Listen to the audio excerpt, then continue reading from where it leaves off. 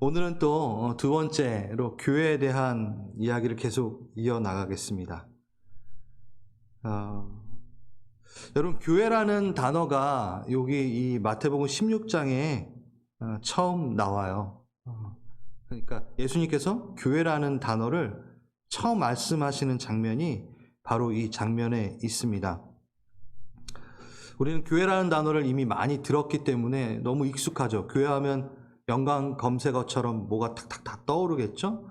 건물이 떠오르는 사람도 있고, 또 목사님이 떠오르는 분도 있고, 뭐 교회에 맛있는 밥이 떠오를 수도 있고, 다양할 수 있을 것 같아요. 근데 바른 교회에 대한 그 이야기, 본질을 알기 위해서는 성경에서 말하는, 무엇보다 예수님께서 처음 교회라는 것을 언급하셨을 때 그 당시의 상황으로 돌아가 보는 게 아주 좋은 방법인 것 같습니다. 그래서 함께 시간 여행을 좀 떠나볼까요? 가이사랴 빌립보에 우린 지금 저번 주에 이어서 계속 있고 제자들이 되는 겁니다. 낮에 들었던 그 교회라는 단어, 너의 그 고백 위에 교회를 세울 것이다 라고 하셨던 그 이야기를 듣고 처음에는 제자들이 이게 무엇인가 잘 이해가 안 됐을 거예요. 그래서 밤에 옹기종기 모였습니다. 그래서 그들의 어리둥절한 표정 가운데 서로 물어봤을 거예요. 야, 아까 낮에 들었던 그 교회가 도대체 뭘까? 헬라어로 에클레시아라고, 그러니까 성경에서는 에클레시아라고 돼 있어요. 이 에클레시아가 뭘까? 교회가 뭘까? 음부의 권세를 이기고 또 천국 열쇠가 막 주어지고 열고 닫고 막 묶고 풀고 막 이게 뭐지? 드디어 로마의 압제에 대항하여 어떤 새로운 조직을 주님께서 만드시는구나 라고도 생각을 했을 수도 있어요. 아니면 새롭게 종교단체를 이제 만드시나? 만약 예수님께서 새로운 성전을 세우겠다, 성막을 새로운 나는 단을 성전을 세우겠다, 아니면 나는 새로운 사두개파와 같은 어떤 파를 만들겠다라고 종교적 집단을 세우겠다 하고 하셨다면 훨씬 이해가 쉬웠겠죠. 그런데 너무나 생소한 단어를 갖고 예수님께서는 이야기하고 계십니다. 에클레시아, 물론 예수님은 그 당시 제자들과 함께 평민들이 사용했던 아람어를 사용하셨습니다. 그렇게 우리가 생각하고 있고 또 추측하고 있는데, 그렇기에 헬라어 에클레시아라고 얘기를 안 하셨을 가능성이 더 크다라고 우리는 보고 있어요, 솔직히. 정확하게 어떤 단어를 썼는지는 우리는 잘 모릅니다. 아람어로 쓰셨을 수도 있고. 하지만 성경의 저자이신 성령님이 그 자리에 있었던 마태로부터 시작해서 지금 우리에게 전달되는 과정 가운데 예수님의 말씀하신 이 교회를 에클레시아로 표현을 했기 때문에 우리는 이 에클레시아라는 이 단어, 이 사용을 그 당시의 사람들이 어떻게 받아들였는지를 한번 볼 필요는 있는 것 같아요. 중요한 거죠. 왜냐하면 제자들이 그 단어를 처음 들었을 때 그게 교회라는 인식보다는 그 에클레시아라는 단어, 순수하게 그 단어를 인식했었기 때문이죠. 여러분 많이 들으셨을 거예요. 이거는 외우셔야 돼요. 이제 그렇죠? 밖에서 밖으로부터 이런 뜻이고요. 클레시아는 원형은 클레오라는 동사에서 나온 건데 불러내다, 하나로 찝다, 이렇게 하나로 이렇게 묶다, 모으다. 그래서 클래스가 여기서 나오는 거예요. 클레오라는 단어에서 클래스가 나와요. 그래서 문자적으로는 그냥 밖에서 회중을 이렇게 불러 모으는, 밖으로부터 이렇게 모아놓은 어떤 집단을 얘기할 때 에클레시아를 씁니다. 그런데 그 당시에 이들이 딱 들었을 때 에클레시아라는 본래 헬라어 의미는 로마 정치체계의 한 부분인 선출된 시민들의 공의회를 뜻하는 말이었어요. 도시의 이 아고라 광장, 이제 광장에 모여서 시민들이 총회를 갖고 민회를 갖는 거죠. 그래서 이 기능은 대사를 보내기도 하고 전쟁과 휴전을 결정하기도 하고 법률을 제정하기도 하는 재판을 집행하는 법률기관으로서의 역할을 했었던 거예요. 그러니까 한 도시에 최후의 결정권을 가지는 기관으로서 그 일원이 된다면 그 시민은 그 자체가 영광이 되는 거죠. 영광스러운 자리가 되는 거죠. 이 제자들이 이걸 들었을 때 흥분했을 거예요.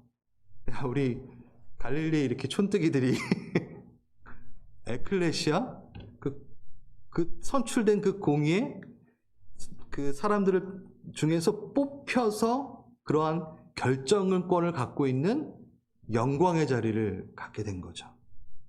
교회라는 이름은, 그리고 존재로서의 이 교회라는 존재로서의 초청은 참으로 영광스러운 자리였습니다. 여러분 옆에 계신 분에게 이렇게 얘기합시다. 영광의 자리에 초청되신 걸 축복합니다. 축하합니다. 네. 아멘. 네. 70인역, 그러니까 그 구약도 이제 헬라어로 번역을 했을 거 아니에요. 그랬을 때 구약에 있는 어떠한 단어를 에클레시아로 번역을 했는데 그 단어가 다 어떤 단어냐면요. 시편 89편에 거룩한 자들의 모임, 이걸 에클레시아로 번역을 했어요. 그러니까 구약에도 동일하게 교회가 있었던 거죠. 거룩한 모임, 또 시편 22편의 큰 회중, 이걸 에클레시아로 또 번역을 했고, 히브리서 2장 12절에는 교회라는 단어로도 번역을 안 하고 회중이라는 단어를 에클레시아를 한국말로로 회중이라고도 번역을 했어요. 그러니까 에클레시아는 그냥 교회, church라는 단어에 이렇게 한정 짓는 것이 아니라 하나님이 모으신 거룩한 모임, 회중을 뜻하는 것을 우리가 기억하면 좋을 것 같습니다. 그런데 무엇보다도 우리가 여기서 좀 주목해야 되는 사실은 예수님은 당시 종교 집단이나 종교적 장소를 사용하여 교회를 세운다고 말씀하시지 않은 거예요. 아까도 말씀드렸지만 어떻게 백성의 삶 속에 깊숙이 들어가 있는 단어 에클레시아라는 단어를 쓰시면서 너는 교회다라고 얘기하신 거죠. 삶에 아주 실질적으로 영향을 끼치는 그룹, 그 그룹이라고 얘기하신 거예요. 이게 참 중요한 포인트인 것 같습니다. 권세와 그에 따르는 고귀한 책임들을 갖고 우리는 세상 안에 들어가서 그 영향력을 발휘해야 되는 것입니다. 그게 바로 교회인 것입니다. 자, 그런가 하면 교회는요, 내 교회를 세우리니 바로 나오는 말이 음부의 권세가 이기지 못하리라. 네, 교회의 역할에 대해 제일 먼저 말씀하신 것이 바로 여긴데, 무슨 역할이죠? 그동안 우리가 교회 생각하면 했던 떠올리는 것들보다, 그리고 교회가 관심 가져온 것보다 좀 더 영적이죠. 그리고 좀 더 공격적이라는 것을 우리는 알 수 있습니다. 그렇죠? 뭐 제가 이렇게 만약에 내가 교회를 세우리니 그 교회는 사랑이 넘쳐날 것이다. 뭐 아니면 평안을 누릴 것이다. 뭐 이렇게 충분히, 물론 그게 다 있죠. 그렇게 얘기하실 수도 있는데 교회를 세울 건데 하고 바로 나오신 얘기가 음부의 권세가 이기지 못하리라. 그렇죠. 우리가 교회에서 관심 가져왔던 것보다 훨씬 더 영적이고 더 훨씬 강력한 공격적인 어떤 모습을 우리는 여기서 찾아볼 수 있습니다. 그래서 이걸 좀 우리가 집중해서 봐야 될 것 같아요. 음부의 권세, 이것도 들어보신 적 있을 텐데, 음부는 하데스, 지옥을 뜻합니다. 그리고 권세는 문이에요. 필레, 여기 영어로도 게이트, 문, 통로, 입구라는 뜻을 갖고 있습니다. 그러니까 하데스의 게이트, 그러니까 지옥의 문. 무슨 영화 제목 같은데. 그 지옥의 문이 교회를 이기지 못한다라고 되어 있어요. 이건요, 좀 이때 당시에 또 한번 상황을 보면요, 고대 전쟁 때에는 성을, 어떤 도시를 함락하기 위해서는 성을 공격하잖아요. 그 성을 공격하면서 점령하기 위해서는 성의 대문을 부수고 점령하는 방식이 바로 전쟁의 승패를 좌우합니다. 그래서 문은 그냥 문이다라고 하는 것이 아니라 권세를 뜻하고 힘을 뜻하고 그 공동체가 갖고 있는, 그 집단이 갖고 있는 어떤 파워, 능력을 말하는, 그래서 음부의 권세 이렇게 표현을 한 거죠. 그래서 우리는 조금 요 부분을 생각한다면 이해가 더 쉬울 것 같아요. 우리는 수동적인 모습이 아니에요. 막 공격을 해오면 이기지 못하느니라, 음부의 권세가 계속 공격해오면 이기지 못해, 너네는 이 정도가 아니라는 거예요. 바로 그 문이 우리를 이기지 못한다는 것은 오히려 되게 적극적인 거죠. 음부의 권세가 싸움을 걸어 싸우게 되는데 그들이 이기지 못한다 정도가 아니라, 우리가, 교회가 지옥의 문, 그 문을 공격할 때, 부실 때 그 세력이 교회를 이기지 못한다는 거예요. 네, 그러니까 좀 더 우리가 공격적인 부분인 거죠. 수동적인 부분이 아니에요. 능동적인 아주 이야기입니다. 네, 그리고 예수님의 이 이야기를 제자들만 처음 들은 게 아니잖아요. 한번 그 당시로 돌아가면 영적 세계의 눈을 한번 뜨고 보면은 이 얘기를 누가 또 들었냐면 항상 예수님과 제자들을 견제하고 있던 영적인 세력이 들었습니다. 악한 세력들이. 그들이 이걸 들었을 때 어땠을까요? 난리가 났습니다. 사이렌이 울립니다. 야! 경보를 울려라. 큰일 났다. 우리가 쟤네들을 못 이긴대. 야, 지금 몇천 년 동안 우리가 갖고 놀던 저 인간들을 우리가 못 이긴대. 그 교회가 뭐지? 그 집단이 뭐지? 라고 너무나 두려워했을 것이에요. 우리가 그들의 패턴을 다 아는데, 무엇이 약한지 다 아는데 왜 우리가 못 이기지 걔네들을? 네. 여러분 상상해 보십시오. 이걸 들었을 때 제자들의 이 감정과 악한 세력들의 감정, 승리자와 패자의 감정, 기쁨과 실패, 좌절, 절망감. 근데 요즘에는 우리가 바꿔서 그걸 갖고 있지는 않는지, 교회가 실패자의 모습처럼 불안해하고 승리치 못할 것 같고, 절대 그렇지 않습니다. 교회는 지옥의 문을 부셔버리는 권세를 갖고 있습니다. 물론 교회는 악한 세력의 공격도 받을 수 있죠. 그렇죠? 그리고 그 공격의 양상이 되게 또 다양한 것을 압니다. 교회가 이러한 영적 스트러글, 영적 장애물을 체험하지 않는다면 오히려 점검해야 돼요.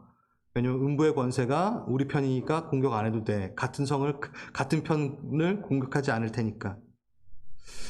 저는 이 장면을 보면서 계시록의 한 장면이 떠올랐습니다. 여러분, 계시록에 보면 7교회가 나오잖아요. 그렇죠? 거기에 나오는 7개의 모습이 되게 다 다양해요. 이런 못난 모습, 저런 못난 모습, 이런 죄악들, 저런 죄악들 있어요. 그런데 이런 칭찬, 이런 격려가 또 있고, 이런 질책, 이런 권면 되게 다양합니다. 근데 주목해서 보고 싶은 거는 그런 상황 가운데 예수님을 한번 보시면 너무나 재밌어요. 그 다양한 상황들, 다양한 적들의 공격이 있었을 그 교회에 예수님은 어떠한 모습으로 나타나시냐면 되게 동일한 모습으로 나타나시는 것이 아니라 그 교회 상황에 맞게 나타나세요. 처음에는 7별을 붙들고 7 금초대 사이를 다니시는 예수님으로 나타나시고요. 그리고 또 좌우에 날선 검을 가지신 분으로 다음엔 또 나타나시고요. 또 눈이 불꽃 같고 바른 주석 같은 그 모습으로 나오시고요. 어쩔 때는 다윗의 열쇠를 쥐고 나타나시는 예수님. 너무 아름다워요. 너무 멋있어요. 전 이걸 보면서 어떤 느낌이 들었냐면, 다양한 상황 가운데, 다양한 상황에 있는 교회 가운데 다양한 모습으로 그 교회에게 알맞게 함께 싸워주시는 예수님을 발견하게 됩니다. 왜냐하면 거기에 이렇게 나옵니다. 이기는 자, 이기는 자. 교회는 이기는 자다. 내가 그 모습으로, 그 다양한, 너희들의 다양한 문제에 다양한 방법으로 내가 함께 서리라. 교회는 이기는 자이니라 하고 나타나십니다. 우리 오늘 찬양했죠? 전쟁에 능하신 주시라. 오늘 그 찬양, 문들아 머리 들어라. 예. 그게 원래 성전에 올라가면서 드리는 찬양이라고도 얘기할 수 있지만 시편 24편에 보면은 전쟁에 능하신 왕이 나와요. 그 영원한 오래된 문. 그러니까 계속해서 하나님을 대적한 문이 닫혀 있었던 거야. 그러니까 음부의 권세라고도 얘기할 수 있죠. 너 문아 머리 들어라. 전쟁에 능하신 왕이 들어가는데 어디 까부냐. 교회인 거죠. 네. 아멘. 이 찬양 부르실 때 나중에는 그 마음으로 한번 불러보십시오. 음부의 권세를 깨부시는 교회가 문들아 머리 들어라. 전쟁에 능하신 그분이 들어가시는데 날성검을 갖고 계신, 양손에 날성검을 갖고 계신, 다윗의 열쇠를 갖고 계신, 빛난 주석과 같은 발을 갖고 계시고 빛난 불꽃을 갖고 계신 예수가 함께 가신다. 아멘. 그런데 이것이 끝은 아닙니다. 교회가 승리의 분명한 영적 전략이 있음을 또한 가르쳐 주시고 계십니다. 뭔가요? 천국 열쇠를 주셨다는 겁니다. 그러면서 땅에서 매면 하늘에서도 매고 땅에서 풀면 땅에서도 풀리는, 이렇게 통하여지는, 하나님 나라에는 열쇠가 있대요. 그럼 뭐가 있는 거죠? 열쇠가 있으면 문이 있는 거죠. 당연한 거죠. 그렇죠? 근데 이 컨셉은, 이 이야기는 마태복음 이 16장이 처음이 아니에요. 예. 교회라는 이름으로 여기는 처음 사용된 교회라는 실체는 구약에서부터 예표로부터 이미 드러나져 있는 겁니다. 아까도 얘기했지만 거룩한 회중, 큰 회중, 모임, 하나님의 그 회중에 있는 그들을 바로 불려 나왔잖아요. 애굽으로부터 불려 나왔잖아요. 그렇죠? 그게 바로 교회인 거죠. 그게 바로 창세기에 여기 먼저 나옵니다. 여러분 잘 아시는 창세기 28장 야곱이 꿈을 꾸는, 꿈에 본즉 사닥다리가 땅 위에 서 있는데 그 꼭대기가 하늘에 닿아서 본즉 하나님의 사자들이 그 위에서 오르락 내리락 하고 있는 거야. 하늘과 땅이 통하여져 있는 거야. 네, 왔다 갔다 하면서 통하였도다. 네. 그래서 이곳을 뭐라고 얘기하죠? 이것이 다름 아닌 하나님의 집이요, 이는 하늘의 문이로다. 네, 하늘의 문이 있어요. 하나님의 집이 당연히 문이 있고 거기에 지금 뭐가 있다고요? 열쇠가 또 있는 거죠. 그러면서 야곱이 이렇게 베개로 삼았던 돌을 가져다가 기둥을 세우고 기름을 붓고 그곳을 뭐라고 명령하냐면 베델이라고 합니다. 베이트, 집, 네, 엘, 하나님의 집. 그래서 하나님의 집이로다 하는 게 나오죠. 지금 거기에 뭐가 있다고요? 하늘에 문이 있었고 사닥다리를 통해서 왔다 갔다 하는 천사들이 보였어요. 여기서 묶으면 묶어지고, 여기서 풀면 또 풀어지고, 여기서 열리면 열리고, 여기서 닫히면 닫히고, 완전히 통해지는 그게. 예. 근데 이 하나님의 집을 또 다른 이름으로 명명하시는 것을 보게 됩니다. 볼까요? 이사야서 56편. 내가 곧 그들을 나의 성산으로 인도하여 기도하는 내 집에서 그들을 기쁘게 할 것이며 내 집은 만민이 기도하는 집이라 일컬음을 될 것이다. 네, 미래 시제로 되어 있죠. 뭐 하는 집이요? 하나님의 집은 기도하는 집이다 라고 얘기하고 있습니다. 하나님의 집이 설교하는 집이다, 봉사하는 집이다, 이렇게 얘기하지 않으셨어요. 물론 이러한 역할들이 다 들어가 있죠. 그러니까 기도라는 것도 그냥 우리가 시간 내서 이렇게 하는 기도라는 그 좀 협의적인 의미보다는 조금 광의적인 의미로 여러분들이 좀 이 시간 들으셔도 좋을 것 같아요. 하나님과 교제하는 곳이 바로 하나님의 집이다. 근데 그 방식은 우리가 지금 배우고 있고 하고 있는 이 기도의 방식으로 우리는 그것을 하나님과 함께 표현해내고 있는 거죠. 이것을 이제 구약에 있던 이런 이야기들을 마태복음에서 예수님께서 바로 교회가 이 역할을 하는 거고 이것을 누려야 돼라고 얘기하시는 거예요.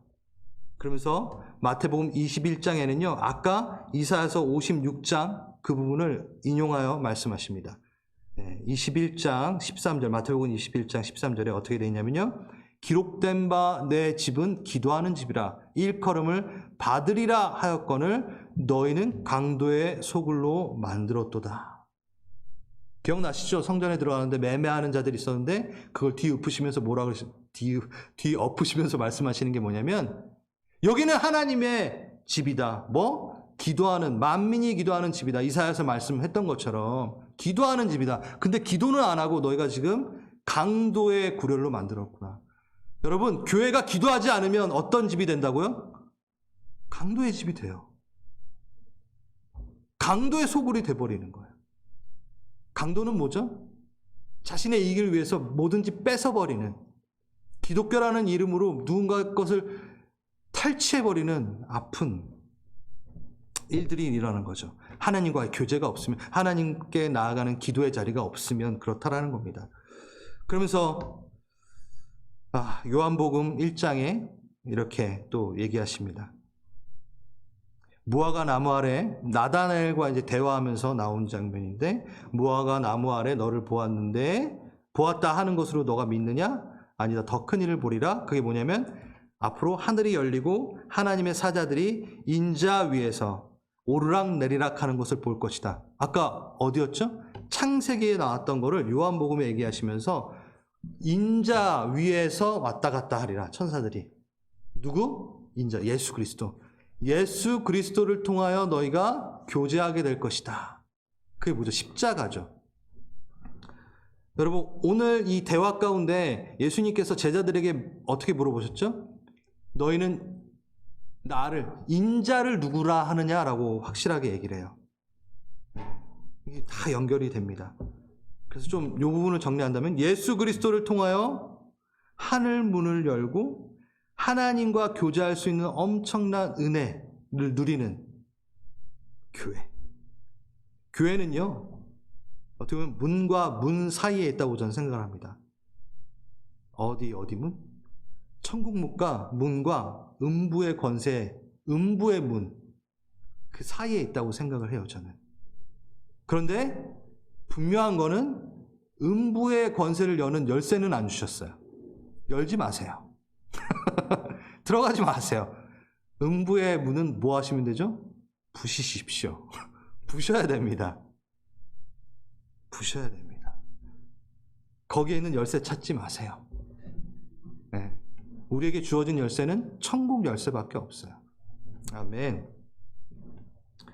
그래서 우리가 주님을 따라 주님과 일치된 생각을 하면서 천국에 왔다 갔다 하면서 주님의 이야기를 많이 듣는 교회가 되길 바랍니다. 교회는 이 에클레시아는 십자가 사건 전까지는 모두에게 비밀이었어요. 제자들에게나 사단에게나. 이 교회가, 이 에클레시아가 어떤 역할을 할지 분명히 주님이 말씀은 하셨지만 어떠한 모양으로 나올지는 아직 모르는 상태죠. 그런데 어떤 일이 일어나죠? 예수님께서 십자가를 지시고 승천하시고 성령이 내려오시면서부터 성령이 교회에게 가르치기 시작합니다. 철저하게 하나님의 임재를 통하여. 그게 바로 제가 저번 주에 얘기했던 어떤 오순절 다락방에 성령이 임하심으로, 그들이 성령이 임하시기 전에 뭘 하고 있었나요? 제가 여기 계속 여기만 보고 얘기하는데 뭘 하고 계셨나요? 제자들이 모여서 오로지 기도에 힘쓰니. 할렐루야. 그 기도에 힘쓸 때 성령이 임재하십니다. 그러면서 하나님의 말을 하기 시작합니다. 하나님의 이야기를 하기 시작합니다. 글로사, 제가 언어라고 해야 돼요. 언어. tongues, 언어, 랭귀지. 이게 글로사가 랭귀지가 되거든요. 그러니까 그들은 하나님의 언어를 막 말하기 시작한 거예요. 자기가 자기 멋대로 말하고 싶어 했던 그 입술이 교회가 됨으로 이제 하나님이 원하는 말을 하기 시작하는 겁니다. 기도가 있었기 때문에. 그리고 어떻게 됐죠? 사도의 가르침을 봐라 오로지 기도하기에 또 힘쓰니. 사도행전 2장 42장. 저번 주랑 다 이어지죠? 네. 저번 주는 제가 말씀에 강조해서 이걸 얘기를 했어요. 오늘은 기도에 강조해서 한번 얘기를 하는 겁니다. 그리고 사도행전 3장에 베드로가 이제 요한이랑 같이 가면서 남에서부터 안진병이 된 자를 일으키잖아요. 그쵸? 그때 그들이 성전에 가는 그 시간이 무슨 시간이었게요? 네, 제9시. 정확하게 그 유대인들이 기도하는 하루 3일 3번 기도하는 그 시간이었어요.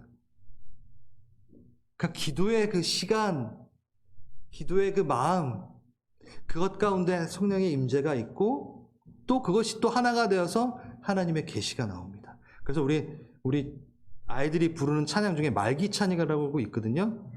말씀, 기도, 찬양. 이걸 따로 분리할 수가 없어요, 솔직히.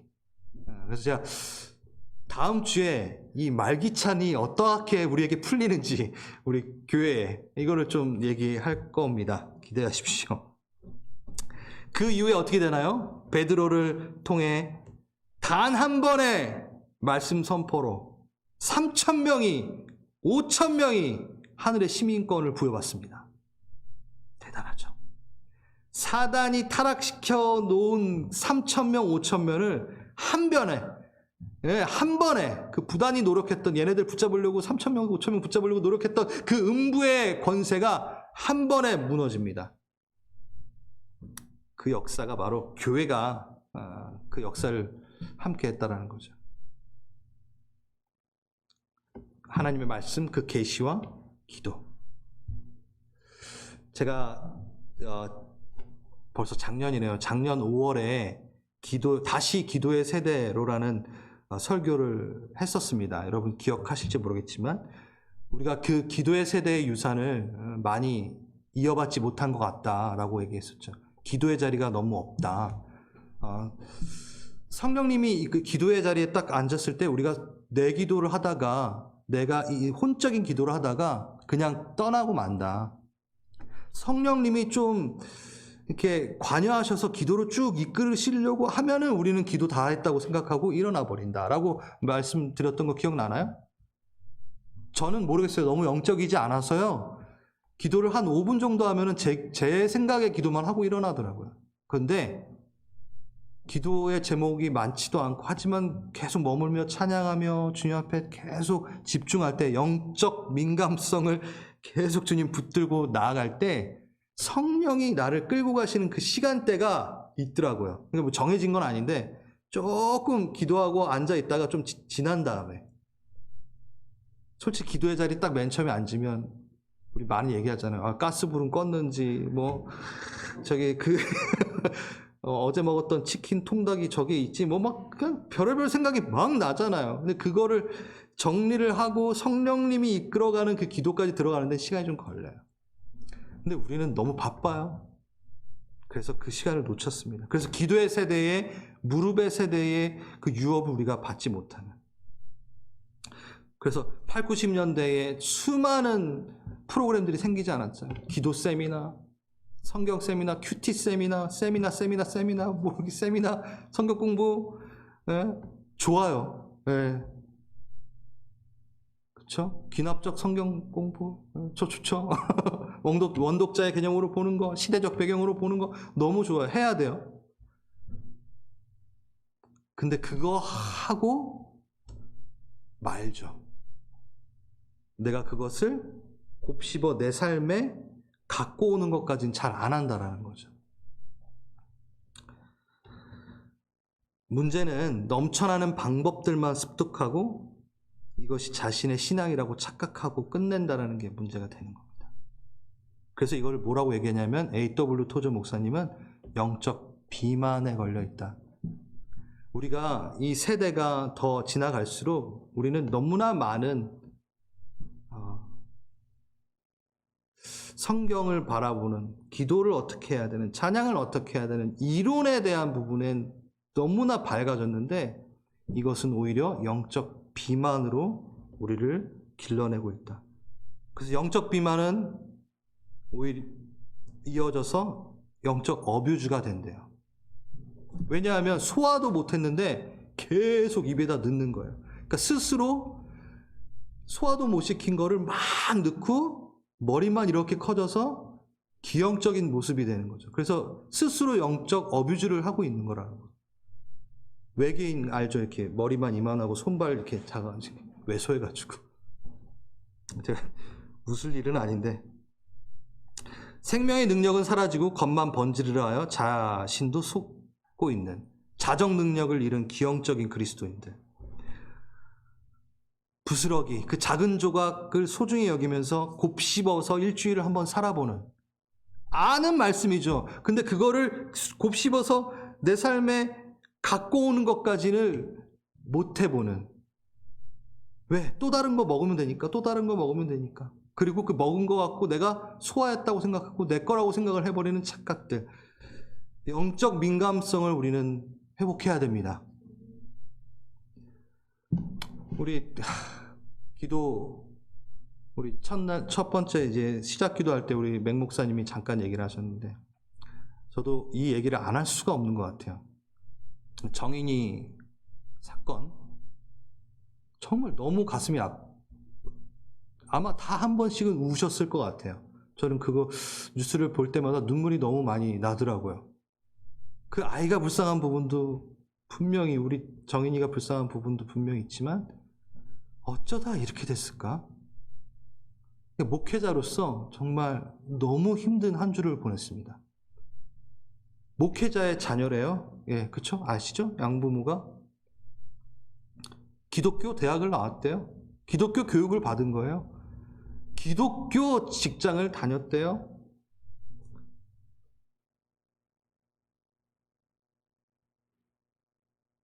정말 아픕니다. 네. 지금 교회라는 이름이 얼마나 수모를 당하고 있고 얼마나 아픔을 겪고 있는지는 우리 알아야 됩니다. 근데 이 부분에서 좀 바른 시각을 가졌으면 좋겠는데, 자정 능력을 잃어버린 우리에 대한 진정한 회개가 분명히 있어야 됩니다. 그래서 자성의 계기로 삼고 자복함으로 우리가 나아가야죠. 수요 예배 때 제가 말씀드렸지만 그들은 회개를 못해요. 이미 양심의 화인을 맞아버려서. 우리가 회개를 해야 되는 거예요. 우리가 회개해야 됩니다. 그래서 그 영상을 보실 때 그냥 욕만 하지 마시고, 저도 처음엔 욕만 했어요. 저런 쌍욕은 안 했지만, 근데 하나님이 시각을 바꾸시더라고요. 너가 그걸 붙들고 나와 함께 울어줄 수 없겠니?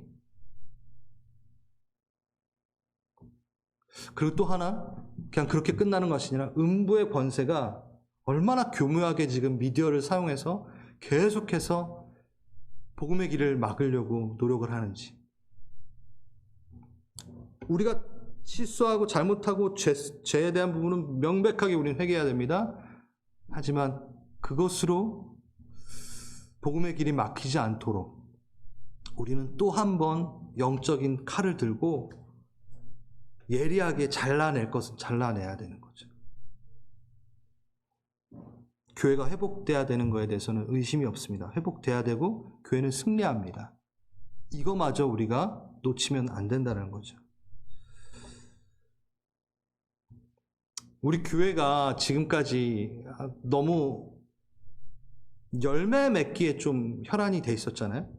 얼마나 커졌는가? 얼마나 남겼는가? 이 부분에 너무 치중을 해버렸어요. 그러니까 디모데 후서에 나오는 경계하는 자가 법대로 경계하지 아니하면 승리자의 관을 얻지 못할 것이다. 이 부분을 놓친 거죠. 뭐요? 법대로 경계하는 법을 잃어버렸어요. 많이 남기면 되고 많이 하면 되고 뭔가 보여주면 되고 열매 맺는 것에 너무 치중하다 보니까 법대로 경계하는 법을 우리가 잊어버린 것 같습니다. 교회, 기도하는 집으로서 무릎으로 한번 승부를 해보는, 정말 효과적이지 못하고 시간 낭비하는 것 같은 그 무릎의 승부로 한번 나아가서 다시 한번 법대로 경주하는 것을 다시 배워야 될 때인 것 같습니다. 기본으로 돌아가야 될 때, 법대로. 기본적 윤리마저 지금 교회가 지키지 못하고 있지 않습니까? 전 저를 돌아보게 되고 목회자들, 교회들을 돌아보게 됩니다. 교회의 치리와 권면이 없어졌어요. 아예. 그냥 칭찬, 격려만 하면 교회다, 그게 교회다라고 생각하는데 성경 우리 다 찾아보십시오. 교회는 치리하고 권면을 합니다. 법대로 가자고, 같이 가자고 이야기합니다. 우리 그렇게 신앙의 길을 우리 이 교회가 함께 힘써서 회복하기를 바랍니다. 아멘. 그래서 교회는 연약한 양만을 보호하는 보호소가 아니길 바랍니다. 우리는 주님의 양입니다. 맞아요. 그런데 양의 정체성에서만 머물 수 없습니다. 제가 항상 이 얘기할 때마다 우리 이양, 최양, 박양 그렇게 머물러 있으면 안 된다고 얘기를 했었는데 기억 안 나시네. 네. 성경은요, 우리의 정체성에서 정말 다양하게 표현하고 있어요. 충성된 군사, 정결한 신부, 친구, 자녀, 종. 이것이 어떠한 그레이드를 갖고 있는 단계가 절대 아닙니다. 나는 이제 종에서 벗어났어. 자녀야. 자녀에서 이제 나는 벗어났고, 자녀가 아니라 군사야. 난 이제 군사 안 해. 난 신부할 거야. 이렇게 뭔가를 획획 과면을 벗어가면서 어떤 단계를 거치는 게 절대 아닙니다. 그 위험한 신앙입니다. 그러면 그거는 우리는 어떠한 부분에서는 주님 앞에 종으로 있어야 돼요. 네, 어떠한 부분에서 우리는 군사로 있어야 돼요. 어떠한 부분에서는 자녀로 누려야 돼요. 어떠한 부분에서는 양으로 누려야 돼요. 근데 우리는 뭐만 하고 싶어 할 때가 많냐면 양만 되기를 원합니다.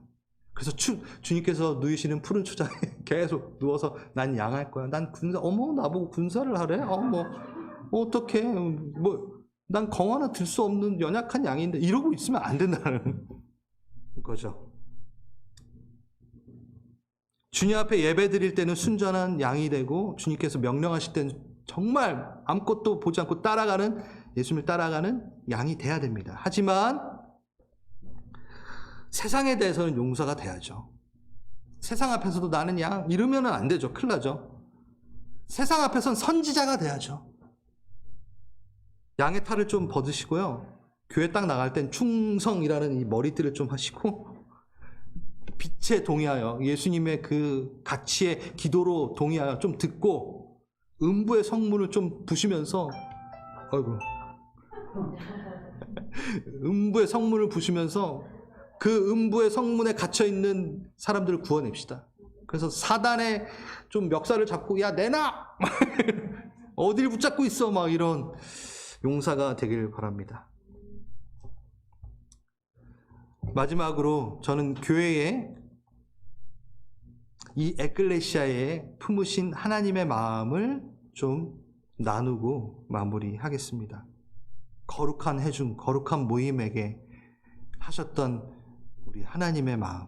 여러분, 집 열쇠를 누구하고 공유하고 계세요? 여러분들은? 지나가는 그냥 어중이 떠중이라 그러네요. 아무튼 그런 사람들한테 막 키를 남발하나요? 아니에요. 천국 열쇠를 줬대요. 그 집 열쇠를 줬대요. 자녀, 신부, 부부, 정결한 신부에게 그 키를 줍니다. 네, 주님은 우리를 키를 주시면서 내 자녀야, 내 신부야 라고 인정을 하신 거예요. 할렐루야. 여러분 그 천국 열쇠를 좀 이게 보고 좀 닦고 이렇게 좀 하십시오. 할렐루야. 네. 하나님과 통하여진 존재가 얼마나 대단한 건지. 오늘 저는 기복신앙을 좀 얘기하고 마무리하고 싶어요. 전제가 있습니다. 여러분 기복신앙을 가지십시오. 괜찮아요. 전제가 있습니다. 하나님의 법대로 복을 받으십시오. 하나님이 생각하시는 복을 받으십시오. 그 복을 비십시오. 그 복을 갖기를 기도하십시오. 기복신앙이 되십시오. 전제가 있습니다. 바른 복을 위해 기도하십시오. 아주 성경적입니다. 그것은 제가 소개할게요. 하나님의 복을 누리는 회중의 모습. 구약에 출애굽을 합니다. 어린 양의 보혈로 구원하신 이스라엘 회중들이 이제 나오고요. 하나님께서 광야에서 이제 모세에게 말씀하시는 장면이 나옵니다. 모세에게 그 데려나온 그 회중에게 이렇게 얘기하라 라고 합니다. 어떻게? 대제사장에게. 하나님이 모세에게 너가 대제사장에게 이 기도를 좀 가르쳐줘. 이 축복을 좀 해줘. 라고 하나님이 모세를 통해서, 계속 똑같은 말 하네. 하나님이 모세를 통해서 대제사장에게 이렇게 얘기해서 백성들, 나의 거룩한 회중, 교회에게 이 얘기를 좀 해줬으면 좋겠어. 라고 하나님께서 말씀하시는 거예요. 민수기 6장 22절. 여호와께서 모세에게 말씀하여 이르시되 아론과 그의 아들에게 말하여 이르기를, 이들이 대제사장의 계열이거든요. 너희는 이스라엘 자손을 위하여 이렇게 축복하라. 하나님이 얘기하시는 거예요. 여호와는 너에게 복을 주시고 너를 지키시길 원하신다.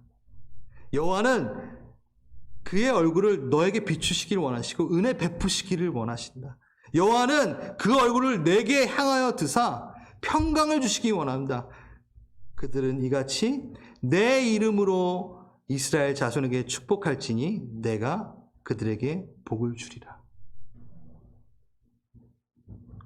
오늘 우리가 마지막에 불렀던 찬양이 바로 이 텍스트를 갖고, 말씀의 텍스트를 갖고 만든 찬양이에요. 저는 이 찬양, 우리 좀 이따 이제 마지막으로 한번 부를 텐데, 이 찬양을 딱 처음 듣는 순간 하나님의 마음이 너무 많이 느껴졌어요. 그리고 저희 교회 성도님들이 얼굴 하나하나 한 분이 진짜 떠올랐고, 왜 그랬냐면요, 이거는 이제 대제사장이잖아요. 제가 대제사장일 수는 없죠. 우리 예수 그리스도가 바로 유일한 영원한 대제사장이죠. 근데 구약의 시대를 본다면 대제사장의 역할이 또 지금의 어떻게 보면은 영적 리더잖아요. 그러면서 내가 이 기도를 우리 성도님들에게 하는 것은 마땅하구나, 성경적이구나, 너무 아름다운 기도다. 그래서 제가 그거를 먼저 제가 받고, 그리고 2번, 3번 부를 때는 이것을 갖고 성도님을 위해 기도하기 시작했어요. 저는 너무 좋았어요. 뭔지 몰라요. 왜 좋은지는. 왜 좋을까요? 솔직히 찬양이라는 규정은 하나님께 올려드릴 때 우리는 찬양이라고 얘기해요. 그래서 이거를 찬양이라고 얘기하기 좀 그래요. 축복성 정도라고 생각하면 되죠. 그런데 왜 이게 파워풀하냐면, 말씀 텍스트 그대로 옮겨놓은 그 찬양이요, 정말 은혜가 돼요. 왜일까요? 하나님의 마음, 그 말씀, 성령이 적으신 이 성경 그 텍스트 그대로 우리에게 들어오기 때문에 엄청난 파워풀함이 있습니다.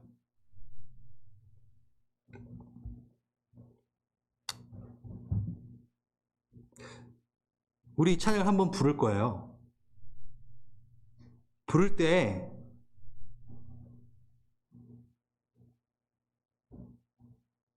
영원한 대제사장 되신 예수께서 오늘날 우리에게 이거를 말씀하시고 계신다고 여러분 받으십시오.